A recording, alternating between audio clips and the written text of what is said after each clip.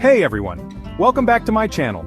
Today, we're diving deep into the psychology of desire, exploring what truly fuels sexual connection. This isn't just about the physical, it's about the emotional, psychological, and societal forces that shape our experiences, so buckle up and get ready for some real talk. Let's start by acknowledging that desire is a fundamental part of being human. It's an intrinsic force that drives us towards connection and intimacy, shaping our relationships and interactions in profound ways. It's the driving force behind connection, intimacy, and even procreation. Desire compels us to seek out companionship, to form bonds that are essential for our emotional and physical well-being. But desire is more than just a physical response. It's a complex interplay of emotions, thoughts, and biological processes that make us yearn for closeness and understanding. It's about vulnerability, letting someone see into your heart and choosing to be seen in return. This mutual exchange of openness and trust is what deepens our connections. We often hear about the biological basis of desire hormones, pheromones, and our bodies wired for connection. These elements play a significant role, but they are just one part of the equation. But if desire were purely biological, wouldn't we be attracted to everyone who fits a certain physical ideal? Clearly there's more to it than just physical attributes. We know that's not how it works. Our attractions are influenced by a myriad of factors beyond just the physical. Desire is a complex cocktail, mixing biology with psychology, emotions, past experiences, and cultural conditioning. Each of these elements adds a unique flavor to our desires. Think about what you learned about desire growing up.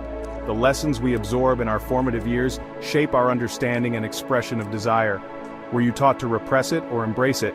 These early messages can have a lasting impact on how we navigate our desires as adults. These early messages shape how we view ourselves and our relationships. They influence our comfort with vulnerability and our ability to form deep connections. Desire thrives in an environment of safety, trust, and vulnerability. When we feel secure, we are more likely to open up and share our true selves. When we feel emotionally connected, that's when the spark of desire can truly ignite. It's in these moments of genuine connection that desire flourishes. Vulnerability is terrifying but necessary for deep intimacy.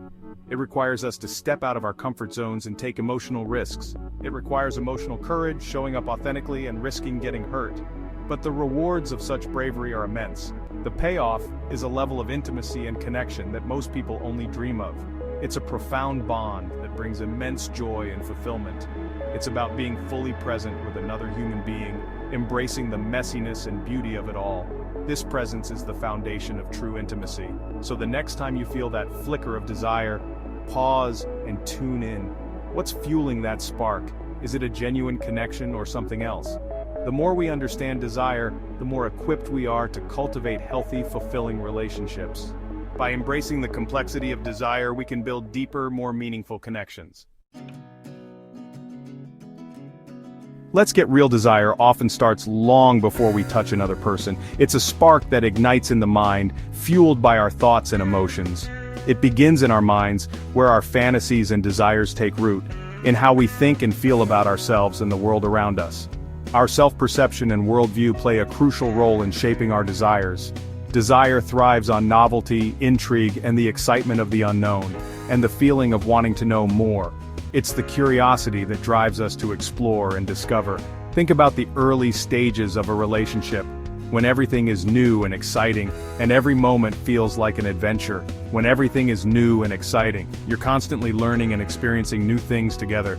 You're learning about each other's passions, dreams, and fears. This process of discovery is thrilling and deeply connecting. That sense of discovery is incredibly potent, like a breath of fresh air that invigorates the relationship. Like a breath of fresh air, it's refreshing and revitalizing, bringing new energy into the relationship. But that initial spark of newness fades over time. As the novelty wears off, the challenge becomes maintaining that sense of excitement. As we become more familiar with our partners, we need to find new ways to keep the flame alive and continue to grow together. We need to find new ways to keep the flame alive. This might involve trying new activities, exploring new interests, or simply being more present with each other. True intimacy isn't just about physical closeness, it's about emotional and mental connection. It's about letting someone into the deepest parts of ourselves. It's about being open and vulnerable. It's about sharing our vulnerabilities, fears, hopes, and dreams. This level of openness fosters a deep bond. When we allow ourselves to be truly seen, it creates a powerful sense of connection and trust. It creates a powerful sense of connection. It's like saying, "This is me, in all my messy glory, and I choose you to see it." It's like saying, "This is me, in all my messy glory, and I choose you to see it." And when someone chooses us in return, it's incredibly validating. And I choose you to see it. This mutual acceptance and validation strengthen the bond between partners, and when someone chooses us in return, it's incredibly validating. It makes us feel safe, cherished, and deeply desired. It makes us feel safe, cherished, and deeply desired. This emotional security is the foundation of a lasting relationship. Building emotional intimacy takes time, effort, and a willingness to be vulnerable. It's a continuous process of growth and understanding, and a willingness to be vulnerable. It requires us to show up authentically, communicate our needs, and be present for our partners. It requires us to show up authentically, communicate our needs, and be present for our partners.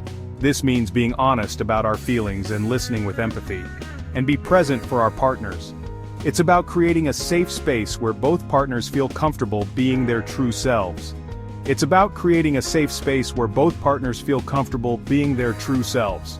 This safe space allows for genuine connection and growth. One of the most powerful ways to cultivate emotional intimacy is through meaningful conversations.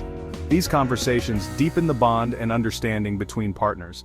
I'm talking about those deep, soul-stirring conversations that make you feel truly seen and understood. These moments of connection are the heart of emotional intimacy, that make you feel truly seen and understood. It's in these moments that we build the strongest, most enduring connections. Chapter 3. How society shapes our desires. We live in a culture obsessed with desire, bombarded with images and messages about what we should want. From the moment we wake up, we are inundated with advertisements and social media posts that tell us what is desirable. These messages often come from a place of inauthenticity or disrespect. They create a false narrative that can be damaging to our self-esteem and self-worth. Think about how often desire is portrayed in an objectifying or unrealistic way. Movies and advertisements frequently show exaggerated romantic gestures or idealized beauty, setting impossible standards. Real desire, the kind that sustains meaningful connections, runs much deeper. It is not about grand gestures or perfect appearances, but about genuine connection and understanding. We internalize societal messages, shaping how we view ourselves and our relationships. These messages can distort our perception of what is truly important. We start to question our own desires, feeling inadequate or insecure. This can lead to a cycle of self-doubt and dissatisfaction. So how do we break free from these limiting beliefs? It starts with awareness. By recognizing the influence of societal messages, we can begin to challenge and change them. We need to question the narratives we've been fed about desire. This involves critical thinking and self-reflection. It's about recognizing that our desires are valid, regardless of societal dictates. Embracing our true selves allows us to form deeper, more authentic connections. When we dismantle societal expectations and embrace a more authentic view of desire, we open ourselves to deeper intimacy and connection. This authenticity fosters genuine relationships. Letting go of external standards allows true connection to flourish. By being true to ourselves, we create space for real, meaningful relationships to grow. Chapter 4. Building and sustaining desire. How do we cultivate a deeper, more fulfilling experience of desire in our relationships? First, it requires us to show up authentically. Vulnerability is the key to connection, letting down our guards and embracing our imperfections. Secondly, we need to prioritize playfulness and exploration. We can cultivate the energy of newness in long-term relationships by trying new things and keeping things fresh. Lastly, we need to communicate, not just about everyday logistics but about our desires, fears, and longings. It's about creating a safe space for open expression without fear of judgment. Building and sustaining desire takes effort, intention, and vulnerability. But it's one of the most rewarding things we can do in our relationships. When we communicate and explore together, we keep the spark alive. True connection flourishes when we embrace authenticity and playfulness. Outro: the power of authentic desire. Desire is a powerful force that can bring joy, connection, and even heartbreak. When we approach desire with curiosity, courage, and authenticity, we open ourselves to deeper intimacy and fulfillment. What resonated with you today? Let me know in the comments, and don't forget to like, subscribe, and hit that bell for more content on love, relationships, and personal growth. Thanks for watching.